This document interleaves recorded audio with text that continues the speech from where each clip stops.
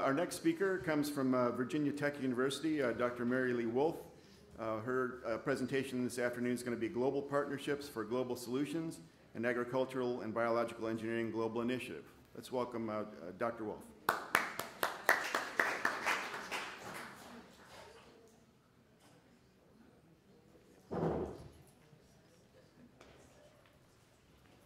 Good afternoon. I do work at Virginia Tech, but I'm here today on behalf of the American Society of Agricultural and Biological Engineers, and I have the honor of serving as the Society's president this year.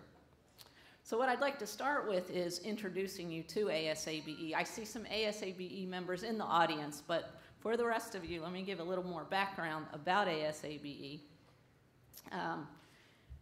Was founded in 1907. It is a professional society, an educational and scientific organization, and we're really dedicated to advancement of engineering applicable to agricultural, food, and biological systems. The chevron design here was developed a few years ago to help us as a society, ASABE, convey what our purposes are, what our impacts are, etc. The second stripe from the left there lists the foundations, and you'll notice that education, outreach, and professional development is one of the key foundations of our society. Technically, much of our work focuses on systems. We're very much systems thinkers, and a list of the technical areas there include a variety of systems: facilities, machinery, natural resources and environment, animal, plant, processing systems. Our membership is currently about 7,600 members, including about 1,000 pre-professionals, as we call them. They are students, and we call them pre-professionals to remind them of where they're headed. That's what they want to be, or professionals. We do have an international membership. About 78% of our current members reside, home bases in the US, 8% in Canada, and 14% around the world. We have about 43% of our membership comes out of industry, 31% out of academia, 13% out of government, and 13 more spread out however they are. We do have a variety of educational and technical resources. We publish 2 peer-reviewed journals. The Transactions of ASABE is for more basic type research. And then the second journal is Applied Engineering in Agriculture. Again, the title says it all, that we very much are focused on applications. We do host an annual international meeting as well as additional specialty conferences through the year, at which, of course, information is exchanged and a lot of networking goes on, and we publish proceedings from those. We also have a very active standards program. We work closely with the International Standards Organization. We are the lead society or secretariat for a number of ag machinery standards, also ones in processing and irrigation, for example. We also publish the Resource magazine 6 times a year, which has more, it's not a peer-reviewed, it's more a news magazine covering a variety of topics. We've always had memberships who have been very active internationally. And then a few years ago, our society formalized our global vision for the society as a whole. And here's the statement of that ASABE will be among the global leaders that provide engineering and technological solutions toward creating a sustainable world with abundant food, water, and energy, and a healthy environment. Whenever we're talking about what ASABE is doing, we hit on those keywords of sustainable and food and water and energy and environment. So after developing this vision then, we developed then a global initiative. How are we going to achieve this vision? So the steps that have been taken so far, in 2013, a global engagement task force was established that consisted of ASABE leadership plus a number of society members. And that task force now has embarked on a number of activities as a task force, and then involving many, many members and non-members in the activities. So in 2013, at the annual international meeting that year, we had a focus on identifying critical needs in agricultural and biological engineering, ABE, around the world. We had a number of speakers, as it says, from around the world, from a variety of locations. Again, some were members of ASABE, some were non-members, and they came in and talked about what types of needs there were in their countries or locations, regions, that agricultural and biological engineers could address, that have the expertise to develop solutions and be part of solving the problem. The next year then, in 2014, we had at our annual meeting, we had Global Engagement Day. And at that, we focused on 5 particular themes. Again, sustainability, climate change, food security, energy security, and water security.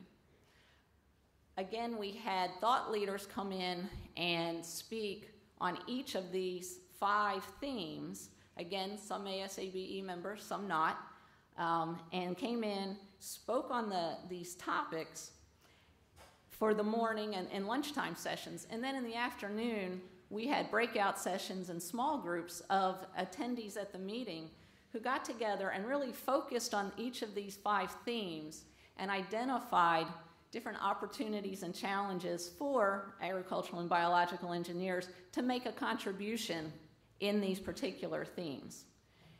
So the task force then, the Global Engagement Task Force then went forward from that meeting, from the Global Engagement Day, took all the input from those groups and then worked on that information and basically then put together the global challenges and opportunities in the 3 security areas in that context of sustainability and climate change.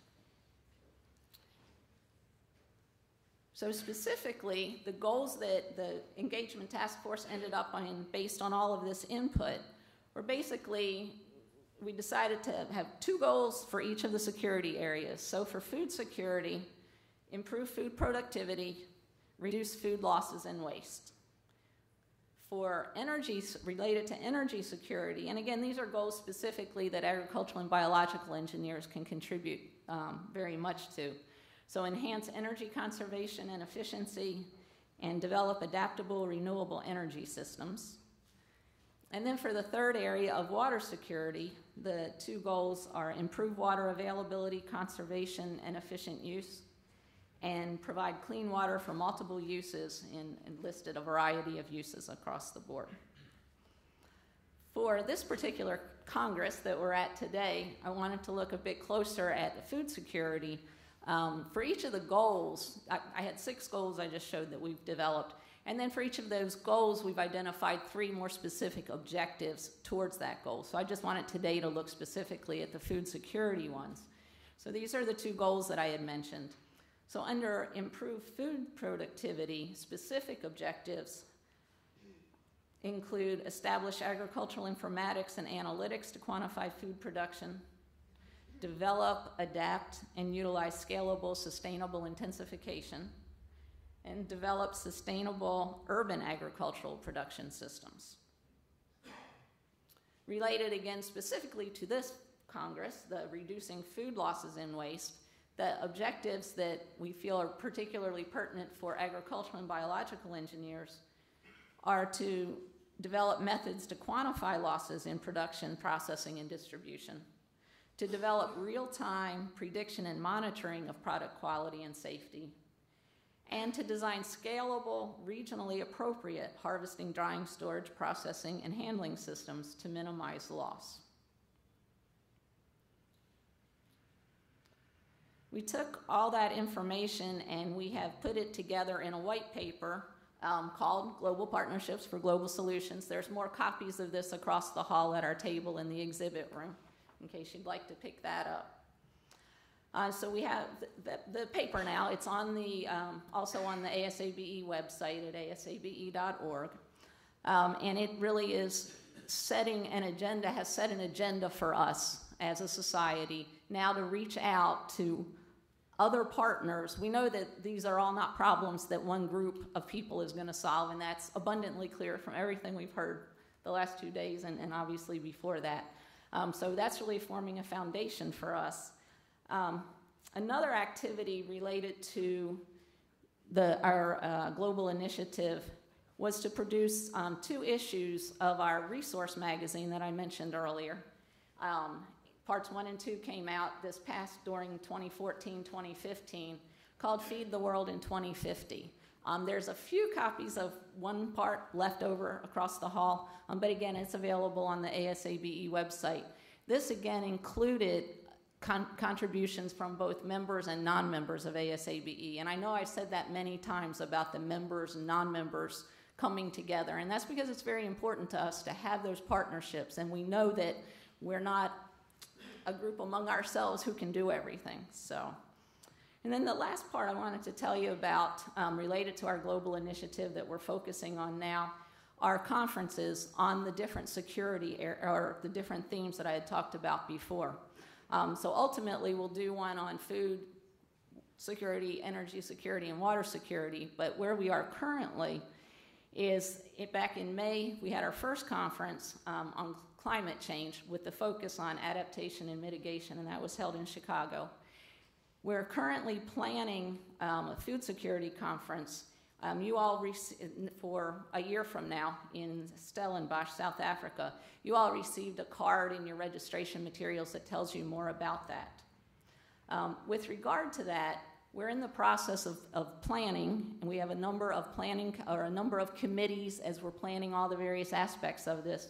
We do have an advisory committee that's under development. You see some names there, some names you know, some names sitting in the room. Dr. Easter's back here. We've invited from a number of other organizations, again, to indicate we truly want this, we want to partner with lots of people. We also have a partners committee. It includes a lot of ag engineering societies from different countries, as well as different representatives from different organizations. That's where we are on that. I just wanted to say if you have interest in knowing more about that conference or participating in any of the planning, also the chair of the program committee or co-chair of the program committee is Casey Ting, and he's sitting back here. And so we'd all be glad to have your feedback on that. Also, there's an email address on the card if you'd like to put anything into that. So, and that concludes. Thank you very much.